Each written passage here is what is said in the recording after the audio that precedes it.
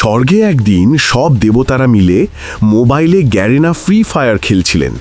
মেঘের ওপর বসে সবাই খুব মজা করছিল, কিন্তু শিব শান্তভাবে বসে শুধু খেলাটা দেখছিলেন। আর বিষ্ণু তখন খুব সিরিয়াস হয়ে গেম খেলছিলেন। হঠাৎ শিব মুচকি হেসে বললেন, বিষ্ণু, সাহস থাকলে আমার সাথে একটা কাস্টম ম্যাচ খেলো। এই কথা শুনে ব্রহ্মা, ইন্দ্র আর নারদা সবাই দৌড়ে এসে ম্যাচ দেখতে বসে গেলেন। ম্যাচ শুরু হলো। স্বর্গে যেন উত্তেজনার ঝড় বয়ে গেল। শুরুতেই বিষ্ণু দ্রুত লুট নিয়ে শক্তিশালী অস্ত্র পেয়ে গেলেন, কিন্তু শিব ছিলেন একদম শান্ত, ধীরে ধীরে প্ল্যান করে খেলছিলেন। শেষ পর্যন্ত গেমের ফাইনাল সার্কেলে শুধু শিব আর বিষ্ণু বাকি। হঠাৎ শিব এক অসাধারণ মুভ করলেন আর দিলেন একদম পারফেক্ট হেডশট। স্ক্রিনে ভেসে উঠল, বুইয়া!